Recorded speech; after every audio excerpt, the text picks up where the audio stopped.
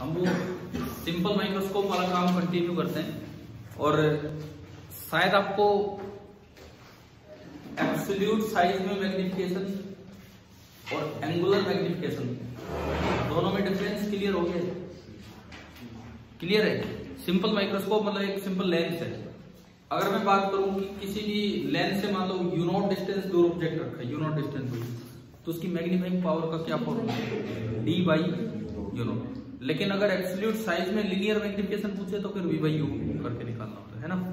तो एक सीक्वेंस हमारी चल रही थी जिसमें एनसीईआरटी जो पुराने नंबरिंग है उसके अकॉर्डिंग 29 और 30 हमने कर लिए थे। एक आपको करने के लिए दिया था 31, हुआ कि नहीं हुआ?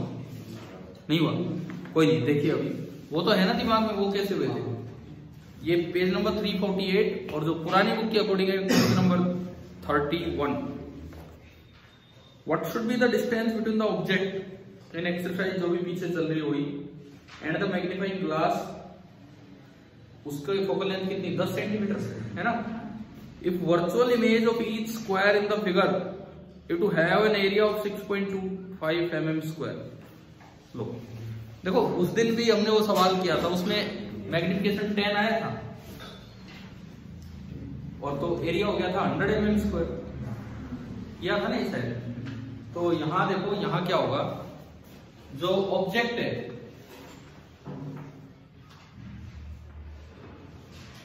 यूं रखा है और यहां पे वो लेंस रखा हुआ है जिसकी फोकल लेंथ 10 सेंटीमीटर है और इसके थ्रू हम देख रहे हैं, ठीक है ना, ये सिंपल माइक्रोस्कोप है, इसके थ्रू हम देख रहे हैं। हमें नहीं पता ऑब्जेक्ट कितनी दूर है, कहीं भी हो, लेकिन एक चीज दे दी। अच्छा इस तरह सोचो, उस दिन जब एरिया 100 mm स्क्वायर आया था तो मतलब एरिया 100 टाइम्स हुआ तो मैग्निफिकेशन 10 था। मैग्निफिकेशन 10 कैसे आया था? वो वी और यू से आया था। तो आज उल्टा चलो ना, एरिया पहले ही दे रखा है 6.25, यानी कि कितने टाइम्स है? अगर मैं एक साइड की बात करूं तो कितने टाइम्स होगी? 2.5। भाई एरिया 6.25 कब बनेगा? जब दोनों की दोनों ये जो साइड हैं, दोनों की दोनों ये जो साइड हैं, ये लगभग आपका कितने टाइम्स हो गया? 2.5। क्लियर है ना? ये भी 2.5 mm और ये भी 2.5 mm, ये था 1 mm। तो अगर मैं साइज के हिसाब से magnification, absolute size, linear magnification की बात करूं तो कितना आ रहा है? 2.5। जितने टाइम्स मैग्निफिकेशन होता है इमेज उतनी दूर बनानी होती है, क्योंकि वी बाई यू और क्या होता है? यही तो होता है। तो अगर ये x माना है तो ये दूरी कितनी हो जाएगी? 2.5 इंटू x। चलो इतनी जानकारी तो मिली। अब आगे पूछा क्या है इस सवाल में? Distance of object. तो चलो पहले डिस्टेंस ऑफ ऑब्जेक्ट x निकालना है, केवल और केवल इसके लिए लेंस फॉर्मूला v कितना? -2.5x, u कितना? -x, और f कितना? तो लगाए हम lens equation 1/v minus 1/u equal to 1/f। लगाए इसमें लेंस इक्वेशन 1/v, तो माइनस का 1/2.5x, माइनस माइनस ये प्लस हो गया, प्लस 1/x इक्वल टू 1/10। क्या करोगे सिंप्लीफाई? बताओ इस बार। ये x यही तो पूछे इन्होंने।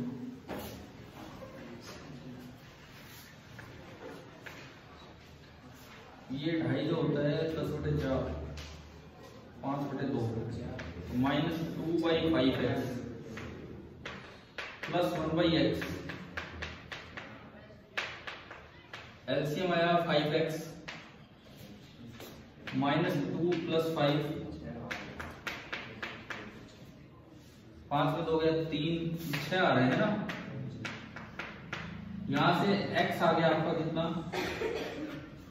6 सेंटीमीटर। समझ आया?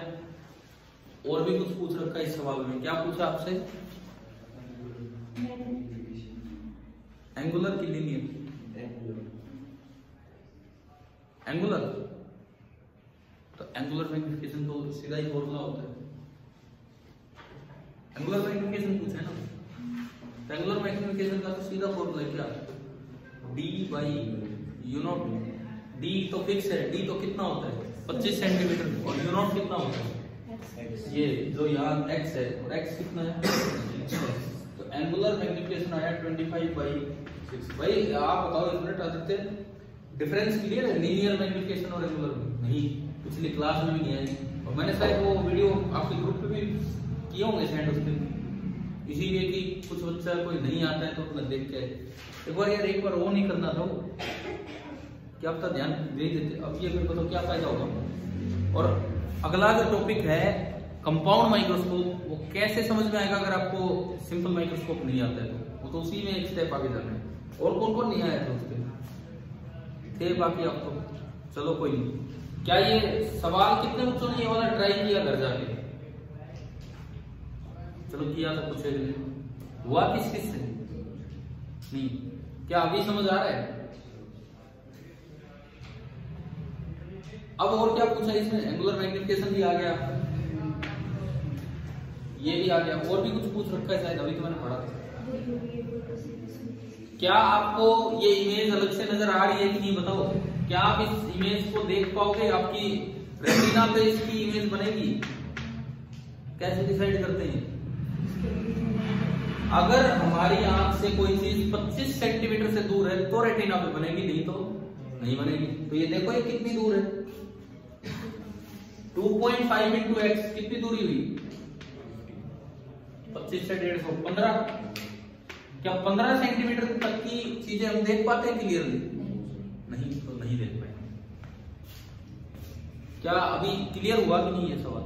देखो भाई, ये पर्पज इस क्वेश्चन का यही था, क्वेश्चन का नहीं, इन 3 सवालों का पर्पज ये था कि लीनियर मैग्निफिकेशन और एंगुलर मैग्निफिकेशन में डिफरेंस समझ आ जाए। मतलब ये लगा लो पूरे चांस है इस तरह का कोई सवाल आपके फाइनल एग्जाम में है, बिकॉज एक बार पेपर में आ जाएगा, उसके बाद अगली साल के बच्चे ढंग से पढ़ने लगते हैं इन चीजों को, ये होता है। तो ये है तो सारा कुछ एनसीईआरटी बुक में।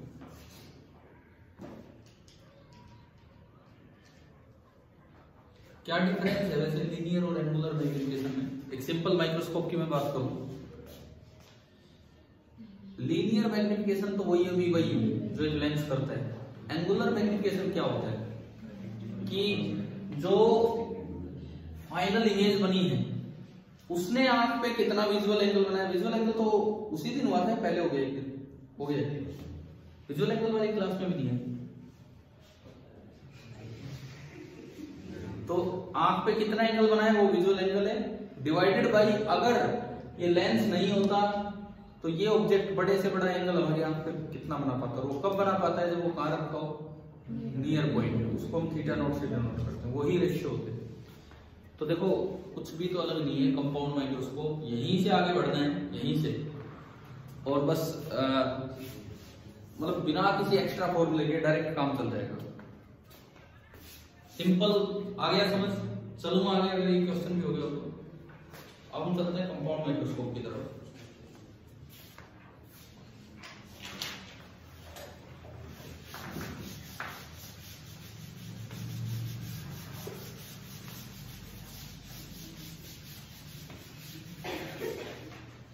मैं थोड़ी देर के लिए आपको किसी फॉर्मूले में नहीं फंसा रहा हूं कि भाई कंपाउंड के अलग फॉर्मूले, हाँ, लेकिन सिंपल के फॉर्मूले दिमाग में रखो। सिंपल के क्या फॉर्मूले हैं?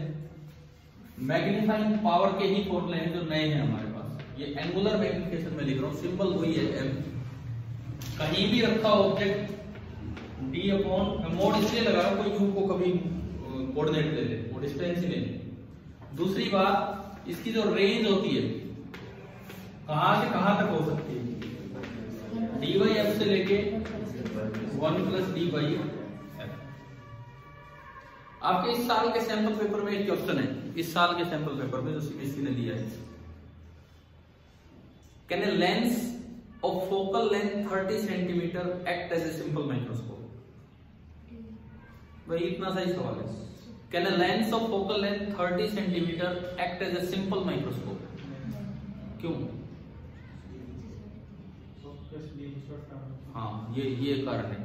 आपको वो रेंज दिमाग में होनी चाहिए ना। देखो ये लेंस है, ये आपकी आंख है, हमारा नियर पॉइंट तो यहाँ है ही, रेंज हमने डिसाइड की थी, एक दूरी डिसाइड की थी उस दिन, ये लेंथ तो कितनी होती है f, ठीक है। चलो मैं ये पूछता हूँ ना, बताओ यार ये वाली दूरी कितनी थी? हाँ बिल्कुल सही, d डॉट f अपॉन, तो आप तो ऑब्जेक्ट को बस यहां से यहीं तक तो रख सकते हो, तभी तो बेनिफिट है। तो ये रेंज इससे आगे हो तभी तो बेनिफिट होगा, नहीं तो विजुअल एंगल बढ़ ही नहीं पाएगा, क्योंकि यहां तक तो मैं वैसे ही रख पा रहा हूं। तो उस दिन जब ये स्टार्ट किया तो पहले बोला था f should be less than d। तो इस साल के सैंपल पेपर में सवाल है कि क्या 30 सेंटीमीटर का एक माइक्रोस्कोप मैग्नीफाइंग ग्लास लेंस का काम, लेंस है वो, क्या सिंपल माइक्रोस्कोप का काम कर सकता है? नहीं। समझ में आ रहा है? ठीक है। देखो सैंपल पेपर आपके ग्रुप पे भी मैंने डाला था पहले, कभी कुछ एक बच्चों को शायद एक कुछ कॉपीज भी दी होंगी उसमें, तो एक बार देख तो लेना चाहिए ना हमें क्या है उसमें क्या नहीं। चलिए हम आगे बढ़े। सिंपल माइक्रोस्कोप पे बेस्ड मैंने 3 सवाल आपको एनसीईआरटी के करवा दिए, 29, 30 एंड 31। अब हम बढ़ते हैं कंपाउंड माइक्रोस्कोप। वही है जो सिंपल है, वही कंपाउंड है, कुछ फर्क ही नहीं। देखो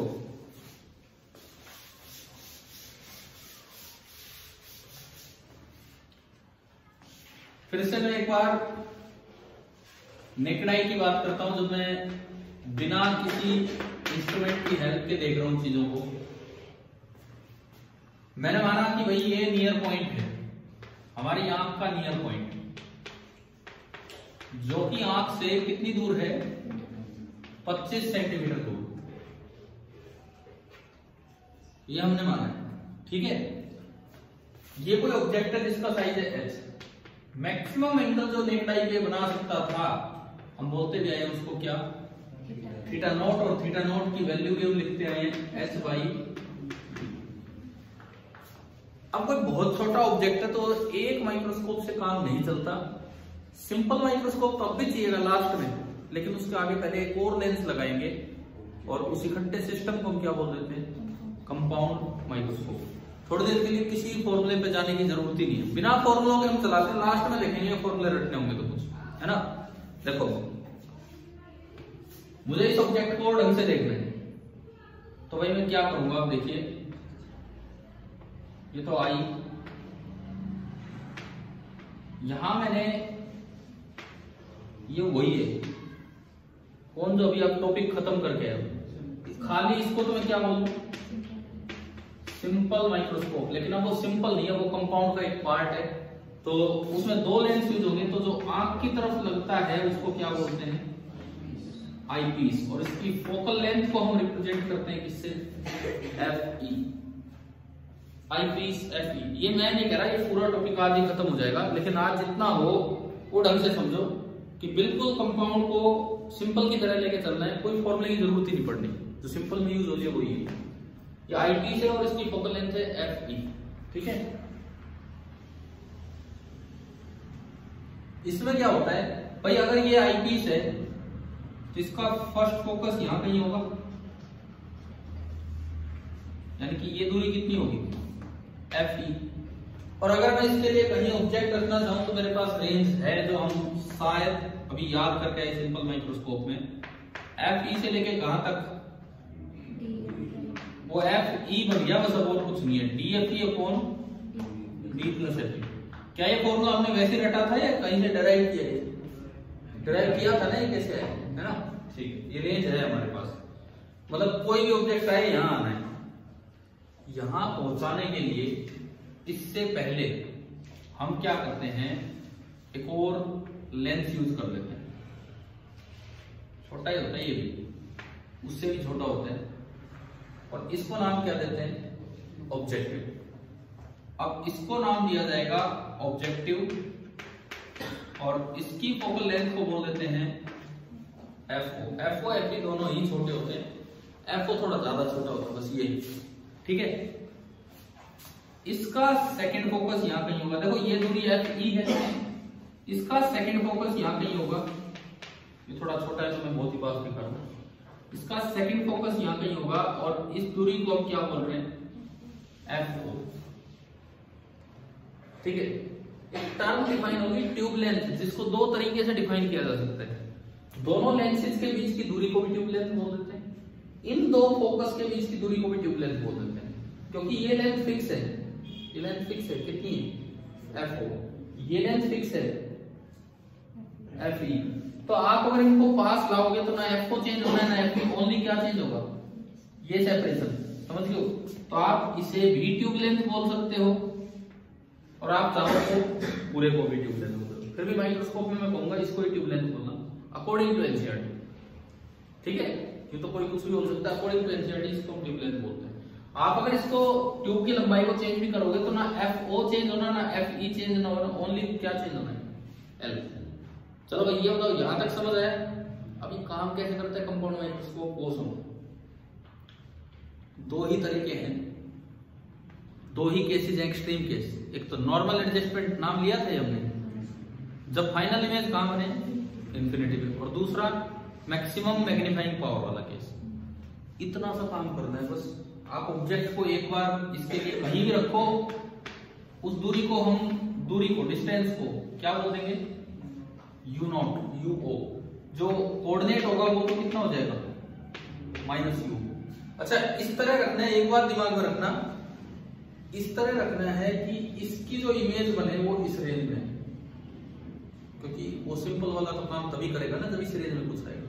तो अगर आपसे पूछे कि ऑब्जेक्टिव लेंस जो होता है वो रियल इमेज बनाता है कि वर्चुअल, माइक्रोस्कोप का ऑब्जेक्टिव रियल, इधर बनाएगा रियल, इन्वर्टेड, समझ लो, रियल इमेज बनाएगा और इन्वर्टेड इमेज बनाएगा। किस रेंज में बनाएगा, अगले की इस रेंज में बनाएगा, ठीक है। उसमें भी दो केस, एक बार यहां बनवा लो, यहां अगर आप बनाओगे तो फाइनल इमेज कहां जाएगी इंफिनिटी पे, समझ गए हो। यहां अगर आपने बनवाया ये दूरी होगी VO, ये दूरी होगी VO।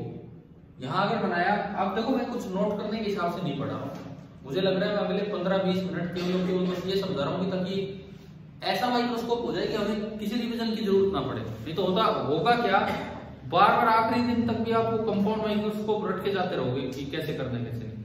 अगर सिंपल दिमाग में आ गया है तो ये वैसा ही है।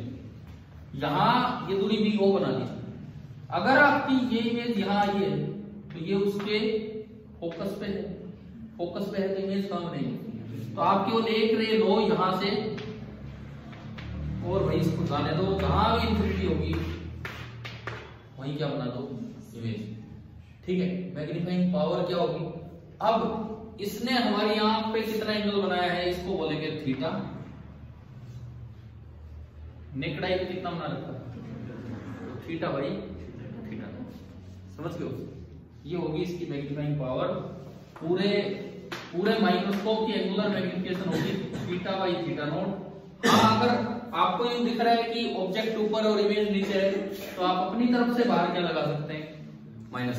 इस चीज के नंबर नहीं करते हैं कि इन्वर्टेड इमेज डायरेक्ट है, यार बैक्टीरिया वगैरह देखते हैं उनसे उल्टा भी दिख जाए तो क्या हो गया उसमें, क्लियर है, ठीक है।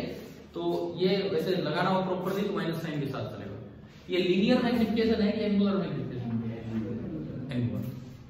अब एक फॉर्मूला मैं आपको बता रहा हूं जो आज आप प्रूव करेंगे।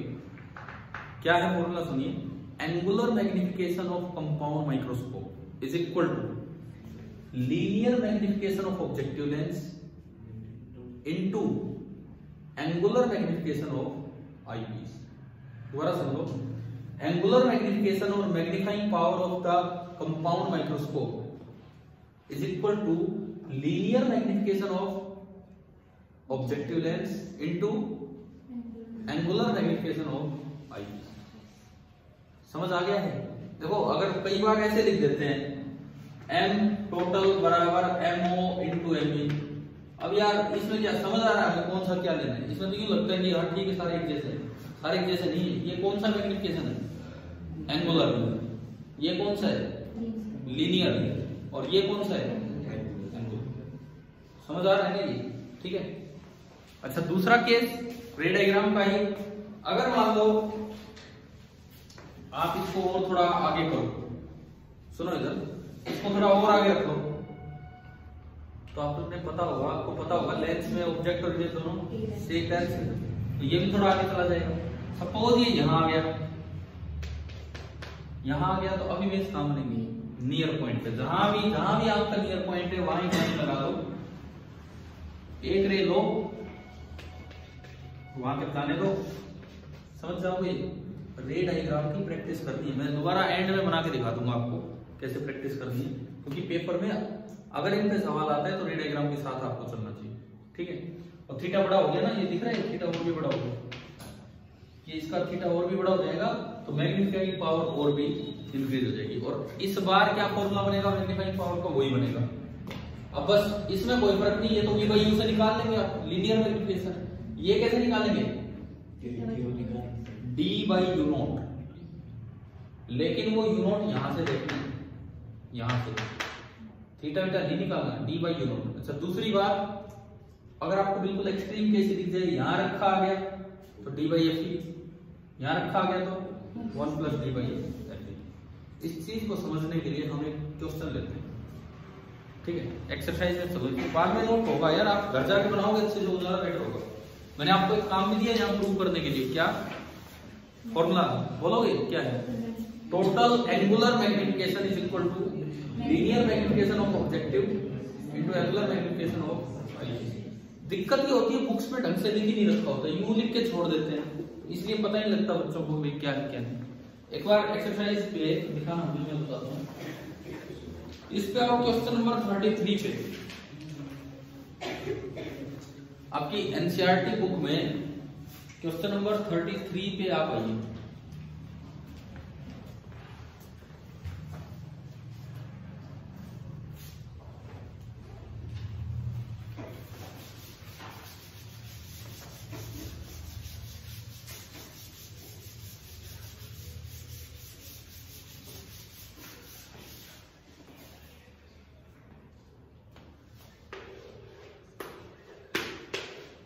और उल्टा चलो,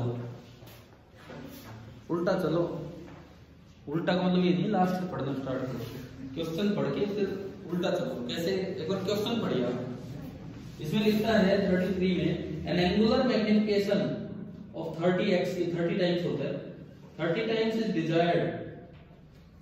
पहली बात, m टोटल कितना है, ये एंगुलर ही होता है टोटल, ठीक है। m टोटल आपका 30 है, ये जो आपका एंगुलर मैग्निफिकेशन, ठीक है। और आगे बढ़ते हैं। Using an objective focal length 1.25, f objective कितना 1.25 सेंटीमीटर होगा, कितने छोटे हैं, बहुत छोटे हैं। Next, and eyepiece of focal length 5, ये भी छोटा ही है। और मैंने आपसे कहा था कि ऑब्जेक्टिव की फोकल लेंथ आई पीस से भी कम होती है, तो कम दिख भी रही है। आई पीस की फोकल लेंथ कितनी, 5 सेंटीमीटर, ये भी कम ही है। हाँ जी, आगे। अब बस सवाल खत्म। माइक्रोस्कोप सेट करना है कि भाई मुझे ये टोटल चाहिए और मेरे पास ये दो चीजें। अब माइक्रोस्कोप सेट करने का क्या मतलब है, आपको माइक्रोस्कोप की ट्यूब लेंथ कितनी रखनी होगी, या दो लेंसेज के बीच की दूरी क्या रखनी होगी, ऑब्जेक्ट कितनी दूर रखना होगा, ये सारी बातें बतानी, ठीक है। तो मैंने कहा उल्टा चलो, क्योंकि आपको पहुंचना वहां है कि ऑब्जेक्ट कितनी दूर रखना है। अच्छा एक और चीज, क्या इन्होंने बताया है कि कौन सा केस लेना है, तो आप कोई भी एक्सट्रीम केस ले लिया, या तो नॉर्मल एडजस्टमेंट या फिर maximum magnifying power. Maximum magnifying power को कई बार नॉर्मल यूज बोल देते हैं। नॉर्मल यूज इसलिए बोल देते हैं कि नॉर्मल एडजस्टमेंट में इतना बड़ा वो नहीं दिखेगा, उसको अक्सर बड़ा ही देखना होता है, तो मैक्सिमम पावर पे लिखते हैं। अब देखो मैं कोई भी केस स्टार्ट करूं, दोनों केस हम करेंगे।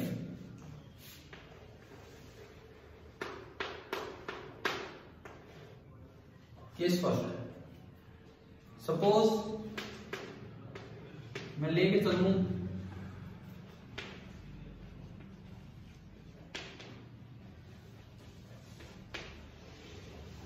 Normal adjustment. तो उल्टा चलो, वो उल्टा चलो का क्या मतलब है, आईपीस से शुरू हो जाओ। अगर नॉर्मल एडजस्टमेंट है तो एंगुलर मैग्निफिकेशन ऑफ आईपीस तो पता ही है मुझे, एमई क्या फॉर्मूला होता है एमई का, डी बाई एफ ई है ना। डी कितना 25 सेंटीमीटर और एफ ई कितना है, ये आ गया तो मेरे पास लीनियर मैग्निफिकेशन आ गया।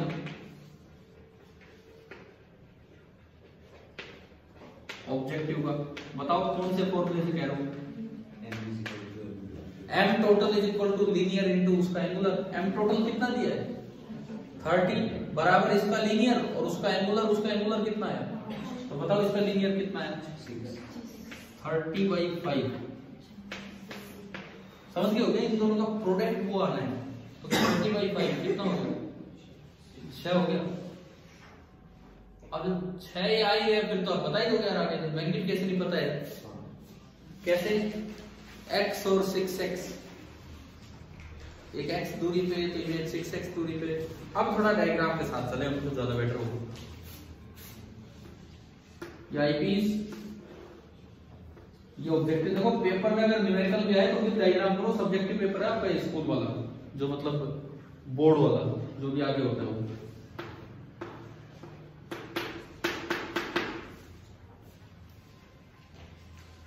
हाँ जी, इसमें बताओ, मैं यहां तक पहुंच चुका हूं। ऑब्जेक्टिव को लीनियर मैग्निफिकेशन कितना देना है 6 देना है, ठीक है। थोड़ी सी चीज की लेंथ थोड़ी सी और ज्यादा करूं ताकि डायग्राम भी बने।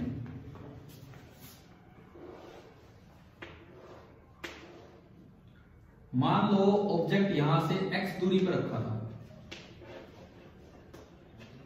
हमें पता है ये कैसी इमेज बनवाता है, रियल की वर्चुअल, रियल। और इसने लीनियर मैग्निफिकेशन 6 दिया है, तो इमेज कितनी दूर बनेगी 6 गुना बड़ी बनेगी और कितनी दूर बनेगी 6x। अगले से कितनी दूर है, नॉर्मल एडजस्टमेंट जब आपने बोल ही दिया तो अगले से कितनी दूर है भाई, इसकी फोकल लेंथ कितनी 5, तो इसके तो फोकस पे तो बनी है नॉर्मल एडजस्टमेंट। समझ में आया, रे डायग्राम चाहिए तो यूं पूरा कर दो, इसको यहां से पहुंचा के कहां ले जाओ इंफिनिटी पे, छोड़ो उसको। अब मुझे x निकालना है, आप केवल इसको देखो, u कितना -x, v कितना 6x, focal length of eyepiece 1.25, 125/100 आई बाई, सही लिखा होगा शायद मैंने। लगाओ जी एक बार आप इसमें लेंस फॉर्मूला ढंग से लगाना, प्लस माइनस का ध्यान रखते हुए, और x निकालो, x कितना है।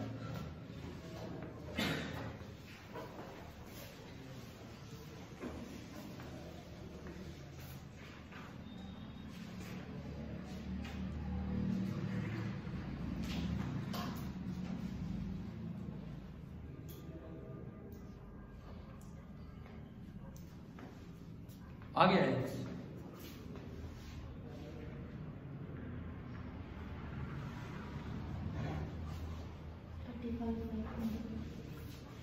कितना आ रहा है 35/24। अगर चेक कर लो भाई यही आ रहा है, कुछ हो रहा है। 1/v, v की जगह प्लस का 6x, -1/u minus plus 1/x, तो ये जुड़ के हो गया 6x एलसीएम ऊपर 7, 7/6x बराबर 4/5 है ना। 7/6x बराबर 4/5, क्रॉस मल्टीप्लाई करोगे तो ऐसा ही कुछ बन रहा है 35 और 24, 1.4 आ गया भाई। आपने यहां से लेंस इक्वेशन लगा के इसको सोल्व किया, x आपका आया 1.4 सेंटीमीटर, ठीक है। ये देखो पूरा माइक्रोस्कोप सेट हो गया है। ऑब्जेक्ट कितनी दूर रखना है 1.4, भाई ये डिस्टेंस भी आई कि नहीं है x निकल के, ठीक है। ऑब्जेक्ट कितनी दूर सेट करना है 1.4 पे। पहली इमेज कितनी दूर बनेगी 6 × 1.4 कितना आया 8.4। ये दूरी कितनी होगी? 8.4। ये दूरी कितनी होगी? 1.4। ये दूरी 5। पूछे दोनों लेंसेज के बीच का सेपरेशन 13.4। पूछे ट्यूब लेंथ, तो ट्यूब लेंथ हम बताते हैं इसके सेकंड फोकस और उसके फर्स्ट फोकस के बीच की दूरी। तो इसका सेकंड फोकस कितनी दूर है? 1.25। उधर से ये 5 है, पूरी भी हमें पता है, बीच की घटा दो वो आपका आ गया ट्यूब लेंथ। बताओ फर्स्ट केस में माइक्रोस्कोप सेट करना, ये एफ की जगह एफ ओ आएगा। कहाँ पे? हाँ ये एफ ओ आएगा, एफ ओ। एफ ओ है, मैंने वैल्यू तो वही ली है, गलती से ये लिखा है ना, ठीक है। चलो एक फर्स्ट केस में सेटलमेंट आ गई, अब एक लास्ट केस और दिखा देते हैं। फर्स्ट केस को तो बोलते हैं नॉर्मल एडजस्टमेंट, लास्ट वाला केस ज्यादा यूज किया जाता है तो उसे भी नॉर्मल यूज बोल सकते हैं, लेकिन नॉर्मल एडजस्टमेंट ही है, ठीक है। दूसरे केस में कैसे शुरुआत करें? यहां से ये सेम है, ये सेम है, ये सेम है।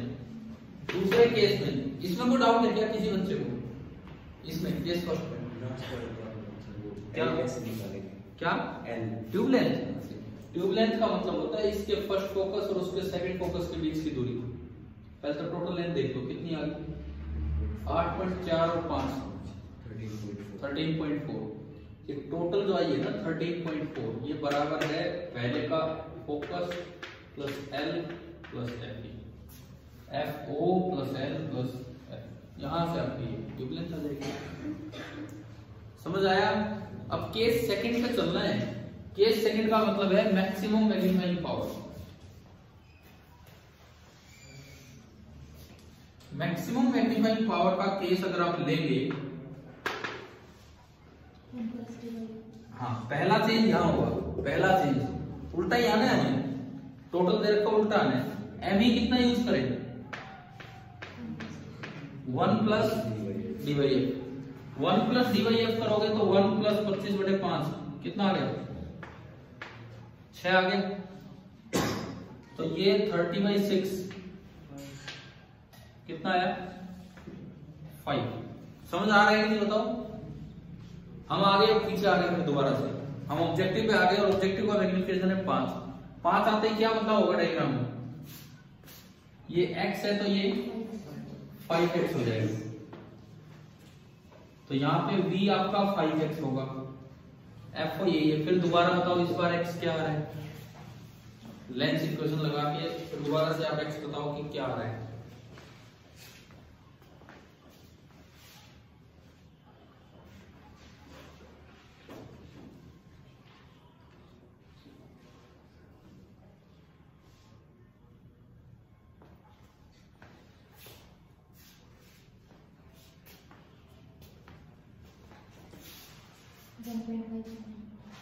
वन 1.5 पिछली बार आया था 1.4,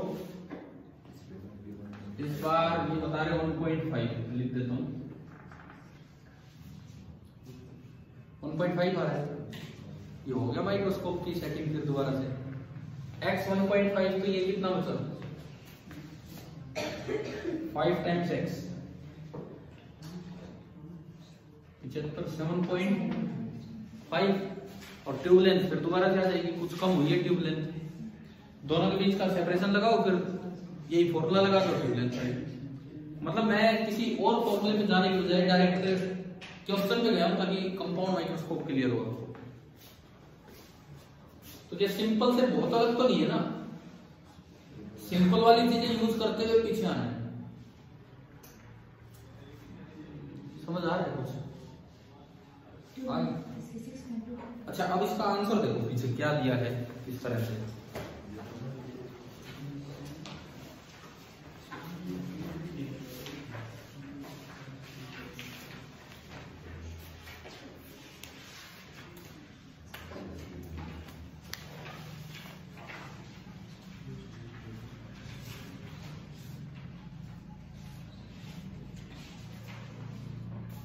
कौन सा केस ले रखे हैं? सेकंड वाला, AJIO microscope in normal use. अब ये दिमाग में रखना, नॉर्मल यूज और नॉर्मल एडजस्टमेंट सेम नहीं है, ठीक है।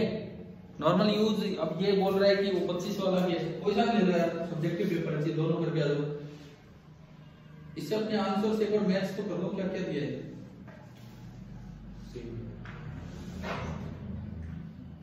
UO आया -1.5, ये आया था ना हमारा डिस्टेंस, VO आया 1.5, ठीक है। एक बार वो मैच करो, ट्यूब लेंथ मैच हो रही है ना इससे, इसमें तो दोनों के बीच की दूरी दी है, ऑब्जेक्टिव और आईपीस के बीच की दूरी, है ना। लेकिन अगर ट्यूब लेंथ बोले, ट्यूब लेंथ तो वो इससे निकलेगी कि जो भी दूरी आई ना जुड़ के, उसे इक्वेट कर दो FO + L+। अब मुझे ये बताओ, हम बगैर किसी थ्योरी व्योरी में ज्यादा गए, क्या आपको कंपाउंड माइक्रोस्कोप क्या होता है समझ आ गया? ऐसे तो क्लियर ही है कंपाउंड माइक्रोस्कोप। अब बात आती है इसके रे डायग्राम दोनों केसेस में बनाने आने। एक बार मैं बोर्ड पे बना के दिखाता हूँ रे डायग्राम, ठीक है। और उसके बाद फिर हम इसकी थ्योरेटिकल पॉइंट्स पे चलेंगे जो बुक में दिए होंगे। बिठा दो ये, वैसे भूलने वाले टॉपिक तो नहीं है, ऐसे थोड़ी है कि भाई आज पढ़ा है, एक महीने बाद कोई पूछ रहा है फिर भूल जाओ। ऐसे तो कोई फॉर्मूले यूज नहीं हो रहे, केवल वो उसके फॉर्मूले यूज हो रहे हैं, सिंपल वाले के।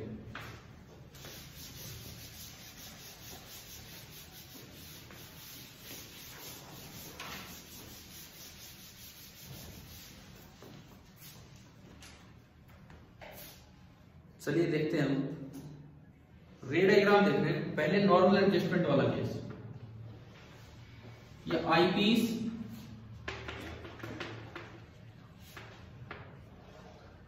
ये ऑब्जेक्टिव,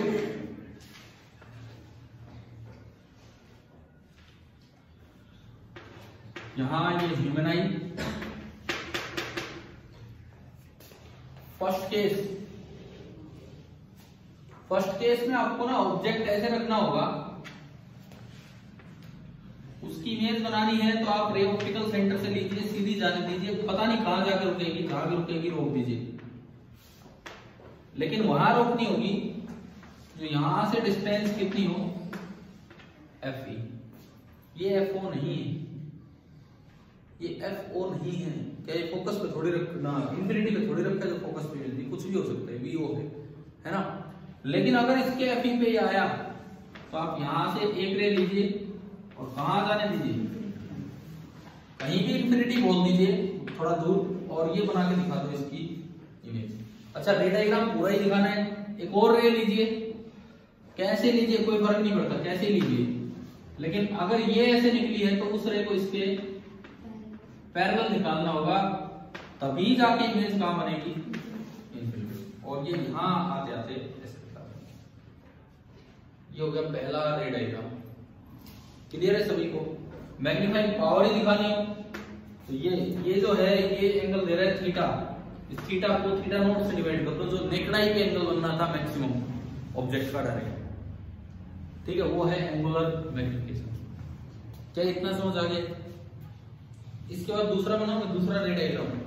दूसरे में ये दूरी FE नहीं, क्या दिखानी हो, D × FE/D + FE, बस। चेंज ये इंफिनिटी में नहीं, तो कहीं भी हो नियर पॉइंट वहां एक लाइन लगा दो, इसको रे को आने दो सीधा, जहां भी वो कट करे वही क्या बना दो उसकी इमेज। और दूसरी रे कैसे दिखानी है, दूसरी रे आप कैसे भी डालो, किसी भी एंगल पे डालो। उसके बाद क्या करना है, स्केल लेंगे यहां से और पहले ही उसको ज्वाइन करके और फिर आगे बढ़ा के दिखाओ कि भाई अगर इनको पीछे बढ़ाए तो ये यहाँ, समझ गए हो ना बनाना कैसे पेपर में। स्केल पहले लेना है यहां से यहां और उसको घुमाना। ये मैं नहीं कह रहा पैरेलल लो इसके, कैसे ही लो आप, लेकिन वो रे इस तरह से दिखाओ कि यहाँ आगे बोल्ड कर दो, पीछे डैश कर दो। अभी बताओ क्या केस आ गया समझ में? ठीक है, दोनों एक्सट्रीम केस के हमारे हो गए रे डायग्राम। क्लियर? अब हम चलते हैं बुक के अंदर जो थ्योरी पहले उस पर, फिर कुछ और पॉइंट्स पे चलेंगे। आज पूरा नहीं हो रहा है कंपाउंड माइक्रोस्कोप, लेकिन हम धीरे धीरे कवर कर रहे हैं। चलिए बुक तो देखो, एक किताब यहाँ है, ये मुझे दे दो, कोई बात नहीं,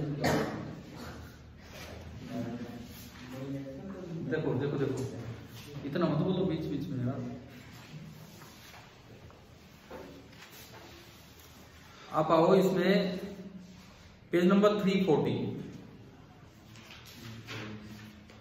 D Y F 1 plus D Y F ये इनके डेराइव हो चुके हैं। 1 प्लस डी वाई एफ पिछले पेज पे है और डी वाई एफ इसी पेज पे आकर रुका है। ठीक है, अब देखो एक बार ये डी वाई एफ जहां आके रुकता है वहां मैं एक लाइन पढ़ता हूं, this is 1 less than the magnification when the image is at near point. Normal adjustment में तो मैग्निफिकेशन कम ही होता है, मैक्सिमम मैग्नीफाइंग पावर में ज्यादा होता है। ये कह रहा 1 एक कम आ रहा है, but the viewing is more comfortable and difference is usually small. यार एक का ही तो डिफरेंस है और हमारी आंखें आसानी से चीजों को कब देखती हैं, जब कौन सा केस हो, normal adjustment, eye muscles least strained होगी, समझ गए हो। तो बेस्ट केस जो है विजुअलाइजेशन का वो तो है नॉर्मल एडजस्टमेंट, लेकिन आपको बहुत ढंग से उस चीज को ऑब्जर्व करना है ज्यादा डिटेल में, तो फिर कौन सा केस कहते हैं, नॉर्मल यूज जो बोल देते हैं लैब में, वो है वो वाला मैक्सिमम में। In subsequent discussion of optical instrument we shall assume the image to be at infinity. अब ये पहले ही मान के चल रहा है कि अगला माइक्रोस्कोप या टेलीस्कोप जो हम पढ़ेंगे, हम ओनली कौन सा केस पढ़ रहे होंगे, नॉर्मल एडजस्टमेंट। मैंने आपको दोनों पढ़ा दिए हैं, समझ आ गया। देखते हैं, थोड़ी देर बुक पे ध्यान रखो, पीछे 4 में कोई किताबें भी हैं कि नहीं है ना, तो उस पर ध्यान दो। A simple microscope has a limited magnification less than और इक्वल टू 9। जो रियलिस्टिक फोकल लेंथ हम यूज करते हैं उसके लिए सिंपल माइक्रोस्कोप बहुत बड़ी बड़ी मैग्निफिकेशन का नहीं बन सकता। अब यूं तो कोई सोचे एफ कम करते जाओ मैग्निफिकेशन बढ़ता जाएगा, क्योंकि सिंपल माइक्रोस्कोप का फॉर्मूला क्या है, तो डी बाई एफ या 1 प्लस डी वाई एफ। तो उसमें दिख रहा है एफ कम करते जाओ, लेकिन एफ कम करने वाले लेंस बनाना ही पॉसिबल नहीं, उससे कई डिफेक्ट्स आ जाते हैं। ठीक है, डिफेक्ट्स किस में आ जाते हैं, बनाने वाले में, लेंस में डिफेक्ट आ जाते हैं। ठीक है, आगे देखिए, फॉर मच लार्जर मैग्निफिकेशन, अगर आपको थोड़ा ज्यादा मैग्निफिकेशन चाहिए, 1 यूजेस 2 लेंसेज। भाई बुक में ही देखो ना, मैं भी बुक में ही देख रहा हूँ, आप बुक में देखिए। 1 uses 2 lenses, 1 compounding the effect of the other। देखो इफेक्ट तो वही है जो सिंपल को करना है, उसने तो खाली उसे कंपाउंड किया, कुछ टाइम्स कर दिया। कितने टाइम्स कर दिया, v by u टाइम्स, समझ लो। इसका ही है मेन रोल, तो वो तो केवल एक v by u टाइम्स करने का काम कर रहा है। और आगे देखते हैं, स्कीमेटिक डायग्राम, ये इन्होंने डायग्राम दिखा, ये मैंने अभी आपको बोर्ड पे बना के दिखाए भी थे। The lens nearest the object, object की तरफ जो लेंस होता है उसे क्या बोलते हैं, objective. It forms a real inverted and magnified. Magnified तो इसलिए, मैग्नीफाइड क्यों, अरे मैग्नीफाइड बनाएगा तभी तो v by u 1 से ज्यादा होगा, तभी तो कुछ पॉजिटिव इफेक्ट होगा। आपको एक एंगुलर मैग्निफिकेशन मिल रहा है आईपीस का, टोटल मैग्निफिकेशन क्या होता है, उस आईपीस के एंगुलर मैग्निफिकेशन को किससे मल्टीप्लाई कर रहे हो, v by u से। अगर v by u 1 से कम ही हो गया तो क्या आपको कोई फायदा हुआ है, नुकसान हो गया, तो मैग्निफिकेशन कम हो गया। तो v by u 1 से बड़ा होना चाहिए, यानी कि v ज्यादा होना चाहिए, यानी कि बड़ी इमेज बने उसकी, तो मैग्निफाइड इमेज बने। ये लाइन यार अंडरलाइन कर लो कि ऑब्जेक्टिव कैसी इमेज बनाता है, कंपाउंड माइक्रोस्कोप को ऑब्जेक्टिव कैसी इमेज बनाता है, ये लिखा हुआ है रियल इन्वर्टेड एंड मैग्नीफाइड। क्योंकि डायरेक्ट पेपर में आ जाए फिर एकदम से सोचते ही रहते हैं भाई क्या होगा, कौन सी इमेज बनेगी, एटलीस्ट हमें ये अंडरलाइन कर लेना चाहिए। ठीक है, आगे देखते हैं। This serves as the object for the second lens. ये दूसरे लेंस के लिए किसका काम करता है, ऑब्जेक्ट का, जिसको नाम दिया है eyepiece, which functions essentially like a simple microscope. उसका काम तो कुछ और है ही नहीं, क्या उसका कोई और अलग से काम है, वो तो वही है सिंपल माइक्रोस्कोप जो हमने पिछली क्लासेस में पढ़ा है। And it produces the final image which is enlarged and virtual. वो पीछे बनाएगा इमेज तो वर्चुअल है और बड़ी है, एनलार्ज है। The first inverted image is near और within the focal plane of the eyepiece. देखो पहली इन्वर्टेड इमेज कहाँ है, इधर देखिए, ये फोकल प्लेन है, ये या तो यहां है या इसके, अरे कहां गया भाई, कौन है ये है फोकस, ये तो दूसरे वाला डायग्राम आ गया था। ये एफ है और ये डीएफ वाला है ना, ये एफ ही है, ये फोकल प्लेन है, या फिर इससे थोड़ा सा आगे। तो दिस इज नियर टू, जो पहली इमेज बनेगी, पहली इमेज वो इसी तो इलाके में रहनी है, पहली इमेज इसी इलाके में रहनी, मतलब इससे इमेज की दूरी लगभग ना, इसको छोड़ो, इससे इमेज की जो दूरी होनी है वो लगभग इतनी होनी है कि वो बस इस रेंज में पहुंचे, या यूं कहें अगले के फोकस के आसपास पहुंचे। ठीक है, आगे देखिए, clearly the final image is inverted with respect to the original object. Final image तो नीचे बनी है, एक एक लाइन समझ आनी चाहिए भाई, टाइम पास मत करो अभी ऐसे, मैं पढ़ रहा हूं यहां से, समझिए क्या है। इसके बाद we now obtain the magnification due to compound microscope. अब दरअसल हम फॉर्मूलों की तरफ चलेंगे, लेकिन क्या न्यूमेरिकल सोल्व करने के लिए किसी फॉर्मूले की जरूरत पड़ी है? नहीं ना, वैसे समझ आ गया है ना आपको, वो तो दिमाग में रखना ही रखना है। अब आते हैं इन फॉर्मूलों की तरफ। We now obtain the magnification due to compound microscope. The ray diagram shows the linear magnification due to objective. Objective का लीनियर मैग्निफिकेशन चाहे v by u बोल दो, और चाहे इस इमेज को h डैश बोला है और इसको h, तो h डैश by h, ये तो लीनियर मैग्निफिकेशन ऑफ ऑब्जेक्टिव है। इट इक्वल्स mo जो होगा, it equals h dash by h या l upon fo। h dash by h तो हमारी समझ आ रहा है, l अपॉन fo कैसे आया ये बताओ। डायग्राम में थोड़ा ठीक बनाऊं यहां पे,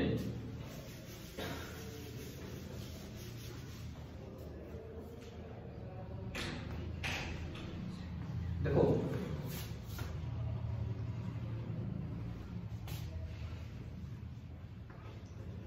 ये इसका फोकस, ये दूरी कितनी FO, ये इसका फोकस, ये दूरी कितनी FE, और इन दोनों के बीच का सेपरेशन हम क्या बोलते हैं, ट्यूब लेंथ L, है ना। आप पहले वाला केस ले रहे हैं जब जो इमेज है वो यहां बनती है, नॉर्मल एडजस्टमेंट केस, ये इमेज यहां बनी, इसका साइज हमने बोल दिया h डैश और इसका साइज क्या बोले h, तो इसका जो मैग्निफिकेशन है वो वैसे माइनस साइन उसको छोड़ो, h dash by h, clear है। जो magnification linear magnification of objective जो होगा क्या होगा, h डैश बाई h। इसने लिखा है this is also equal to l upon fo, this is also equal to l upon fo। ये कहां से है,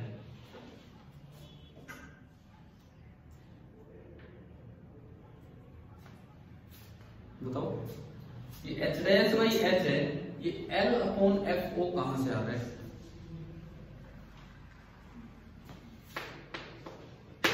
उसके बाद where we have used the result tan beta बराबर h बाई fo बराबर h डैश बाई l, यही तो इसने अगले में एक्सप्लेन किया।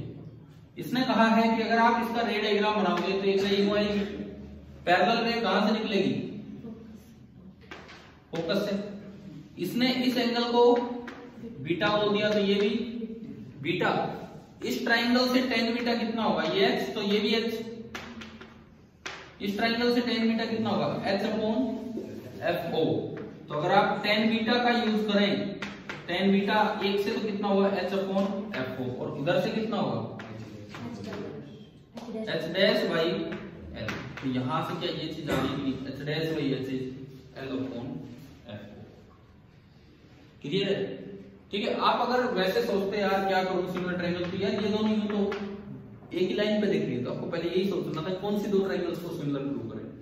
तो ये tan बीटा बोलो, चीज सिमिलर बोलो, एक ये और एक ये। देखो दिमाग में आना चाहिए, मैं इस रेशियो को इससे इक्वेट कर रहा हूं, तो आपको ये ट्रायंगल ढूंढो ना जो सिमिलर हो। मैं नहीं कर रहा, मतलब बुक कर रही थी, यही बात थी। इन्होंने नीचे tan बीटा से बोल दी थी, आप सिमिलर ट्रायंगल से। तो आप बताओ लीनियर मैग्निफिकेशन ऑफ ऑब्जेक्टिव का एक फॉर्मूला समझ आ गया। Linear magnification of objective is nearly equal to l upon fo, where l is the separation between both the foci and fo is the focal length of first one, ये ठीक है।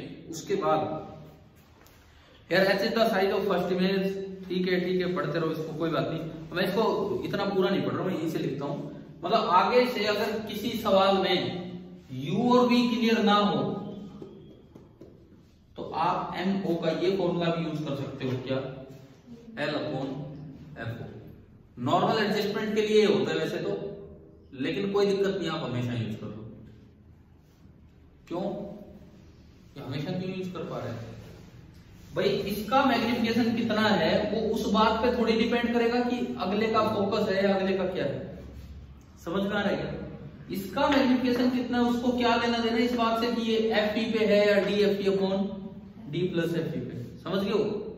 ठीक है, तो आपको ये दिमाग में रखना है कि अगर U और V क्लियर नहीं है तो magnification, linear magnification of objective का एक फॉर्मूला मेरे पास है L।